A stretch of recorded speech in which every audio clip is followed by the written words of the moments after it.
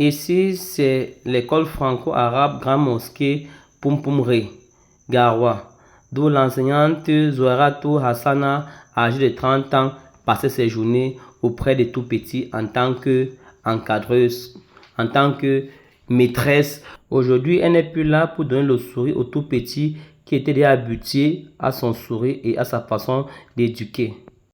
Depuis quelques jours, ce quartier est envahi par des manifestants et la police qui essaye de les repousser et éviter qu'ils ne commettent des casses et des dégâts. Ici, l'entrée du quartier de l'enseignante Zohratou Hassana, la femme avec un sourire d'or, qui n'est plus de nôtre aujourd'hui à cause d'une manifestation dont le peuple camerounais était supposé ou appelé à éviter. Aujourd'hui, nous sommes en deuil, nous perdons une enseignante, une femme qui donne le sourire aux tout petits. Ici, le lieu même où elle s'est écroulée après avoir reçu une balle. Oui, sur ce lieu, c'est ici qu'elle a reçu une balle au niveau de l'épaule qui a traversé et perforé son poumon. Et à quelques mètres d'ici, le domicile de la défunte, où vous allez voir les membres de la famille et les frères du quartier assis. Comme chez les musulmans, quand il y a deuil, ils se soutiennent entre eux, ils se tiennent les coudes et ils remettent tout entre les mains de Allah. Parce que jusqu'ici, il n'y a pas de pleurs, mais je pense que c'est selon la coutume musulmane, si je ne me trompe pas. Tout est calme, les alentours vraiment calmes, la famille vraiment meurtrie, les cousins, les frères et la communauté musulmane également présents, tous avec les larmes aux yeux. Selon la coutume musulmane, elle a été enterrée ce matin. Maman Zohratou Hassana, tu resteras à tout jamais gravé dans nos mémoires. Le Cameroun te pleure, le peuple te pleure.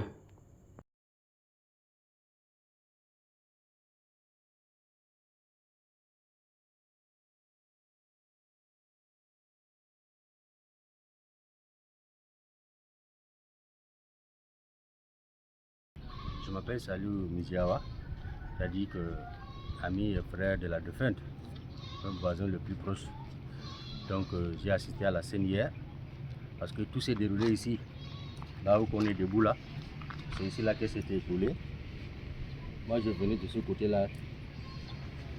Dès que j'ai pris le virage ici, j'ai entendu le coup de feu. Elle se tenait debout comme ça. Donc la balle l'a prise ici au niveau du bras, a perforé le bras et le sein. Donc elle s'est écoulée ici. Quand on est arrivé sur place, j'ai garé ma moto ici. Je suis descendu et avec elle et ses soeurs là. Il y avait une de ses soeurs, sa grande soeur, qui s'appelle Madani, qui est vraiment qui a fait la formation de sage-femme. On est arrivé sur elle, on l'a portée, elle saignait. Donc nous on avait cru que la balle était ici seulement au niveau du bras. On a fait un garrot, or on ne savait pas que ça a perforé le sein. Et le sang a continué toujours à couler.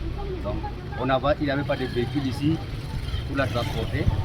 Voilà cette mosquée que vous voyez là-bas en zone, on est allé transporter la civière pour venir la mettre là-bas, essayer de la mener à l'hôpital Jésus Sauve et Guéri de l'autre côté.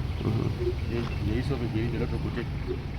Donc, dès qu'on a pris cette civière, arrivé à 30 mètres ou 40 mètres, il y a un de fils de ce quartier qui s'appelle Yaya Hassana. Il a dit, j'ai une tricycle à la maison. Il est allé sortir le tricycle. On l'a mis la civière dans le tricycle. On l'a conduit vraiment à Jésus Sauve et Guéri. Donc, dès qu'elle est arrivée là-bas, elle a rendu l'âme. Donc, elle avait vidé tout son sang, près de 3/75e de son sang. 3/75e de son sang a été coulé ici. Donc, arrivée là-bas, elle n'a pas pu survivre vraiment à cette balle. Malheureusement, vraiment, pour la famille, et pour la défunte, elle a rendu l'âme. Donc elle était sortie à ce niveau-là, parce que sortie de la maison, dès qu'elle a entendu le bruit, elle s'inquiétait de sa petite soeur qui était au lycée Bélin, qui n'était pas rentrée tout. Dès qu'elle a vu ce bruit-là, elle est sortie, arrivée ici là. Oui, Dadani, notre petite soeur. Donc elle est là, elle s'inquiétait, elle tenait la position que j'avais, et finalement la balle a pris. Malheureusement pour la famille, c'est déplorable. C'est déplorable vraiment pour nos forces de sécurité qui sont là, qui sont censés protéger les personnes et leurs biens, donc d'encadrer même peut-être les manifestants. En face d'elle, cette demoiselle n'avait pas d'armes, n'avait rien, elle n'avait pour inquiétude sa petite soeur qui n'était pas rentrée, et vraiment elle est sortie pour s'en tirer des nouvelles, et elle est rentrée plus chez elle vivante, donc elle est rentrée hier à 16h, donc on l'a enterrée vraiment ce matin de l'autre côté du cimetière de Garoua 2e. Donc c'est une situation très critique pour la famille qui est vraiment consternée depuis hier cet après-midi, parce que notre fille est morte en martyr, parce que c'est la première victime de moment de cette crise post-électorale. Donc c'est une demoiselle très respectueuse, très aimée, très souriante avec tout le monde dans le quartier, y compris dans sa famille. Elle apporte beaucoup de joie, beaucoup de gaieté. Elle aime tellement les enfants, beaucoup des enfants, d'où sa formation d'institutrice. Donc elle a soutenu l'année dernière, maintenant elle est du côté de ceux.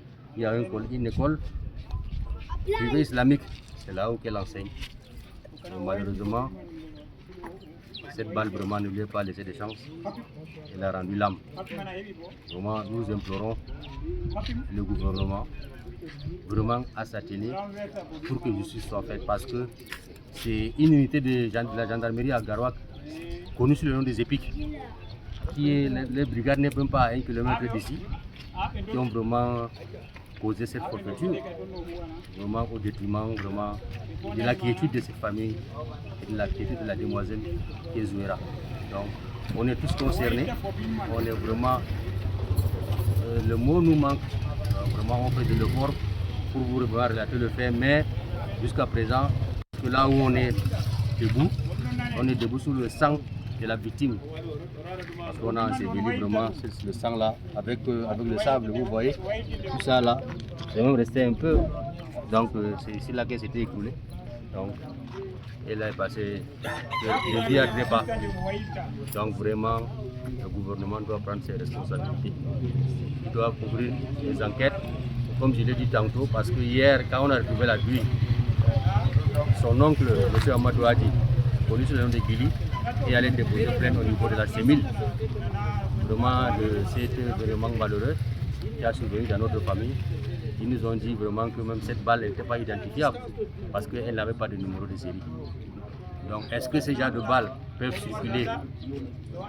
C'est nos hommes en tenue. Où est-ce qu'il a procuré cette balle?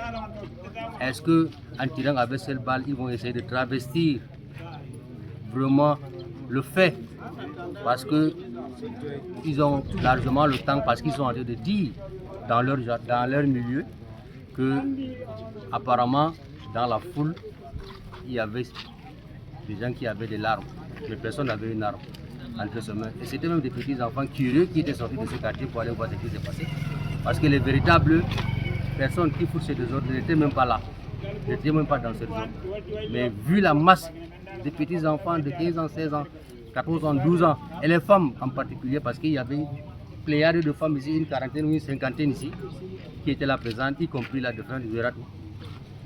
Malheureusement, elle a pris cette balle. Dommage pour sa famille, pour nous autres, et pour tout le quartier, pour la localité de Garoua, pour tout le Cameroun. Donc vraiment, c'est déplorable, c'est vraiment déplorable. On vous parle avec beaucoup de consternation, vous le constatez vous-même. Merci.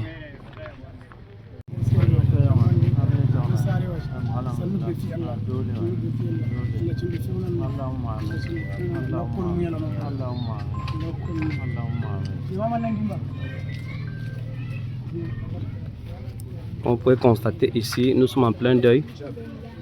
Les membres de la famille attristés également. On n'a pas de mots à décrire ce qui s'est vraiment passé, mais je pense que justice sera faite. Merci de nous assister. Moi, c'est M. Amadou, l'oncle paternel de la fille décédée hier par un coup d'une balle de force de l'ordre ici dans ce quartier. Tout à l'heure, nous étions avec le voisin le plus proche, celui-là même qui a vécu la scène.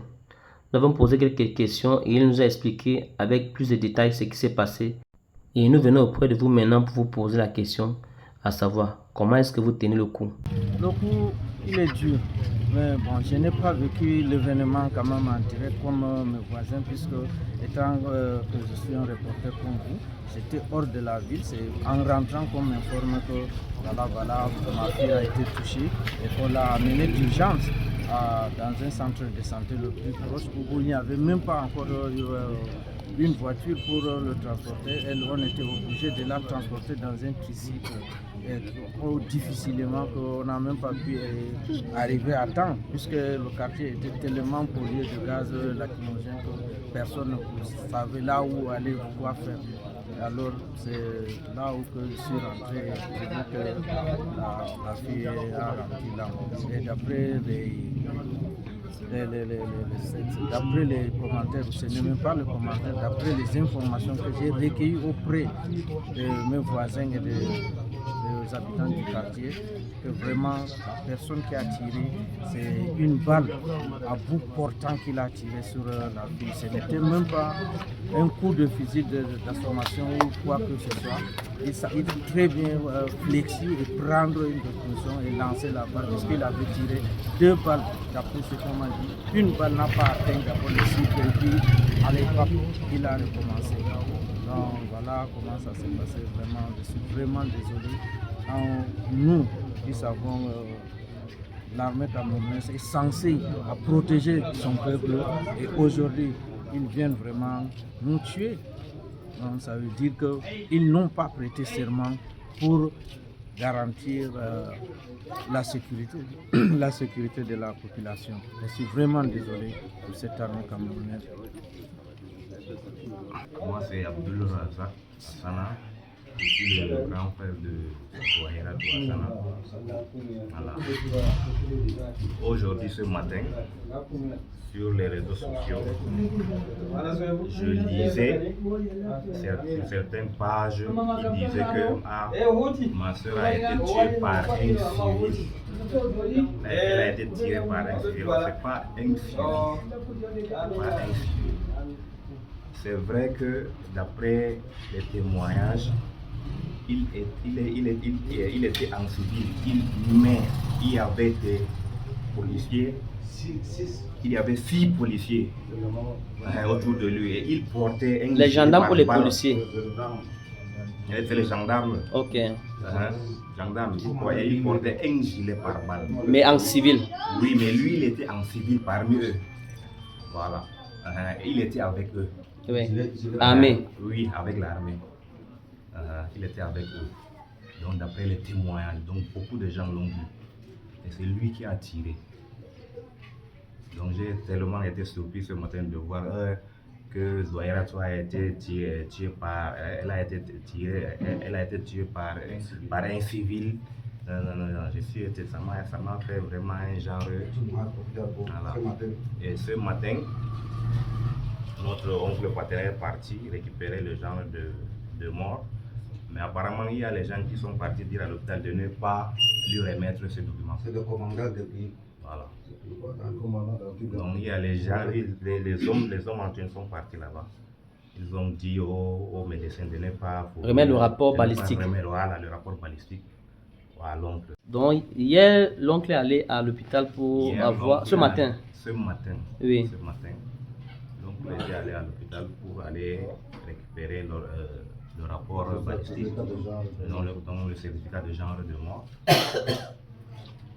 On lui a fait savoir que hier, il y a les hommes en tenue qui sont venus à l'hôpital pour l'interdire, pour dire aux médecins de ne pas lui remettre ce certificat.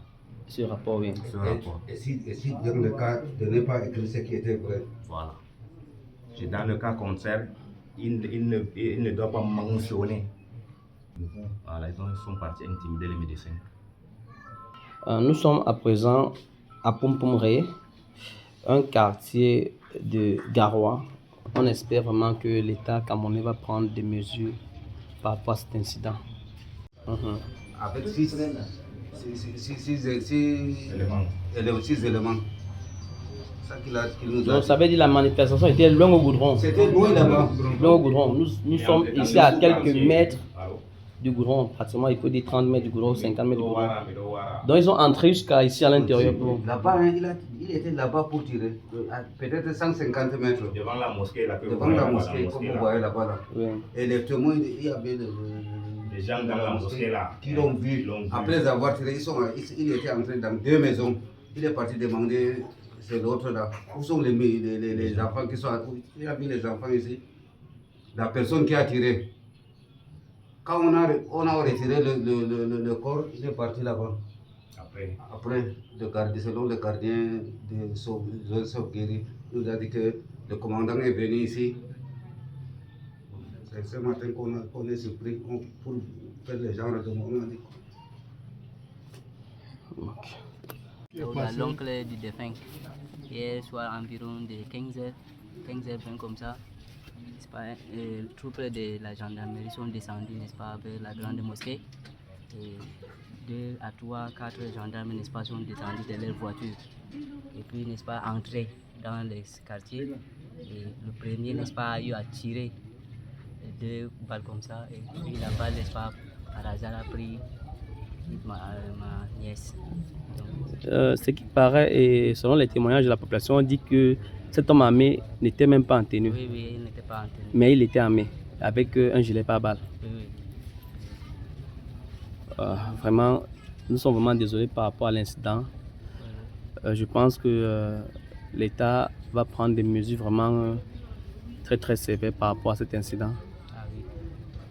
Ici, le cimetière où est enterrée la jeune Zouarato Hassana, âgée de 30 ans, enseignante à l'école franco-arabe Grand Mosquée, Pumpumri, Garoua.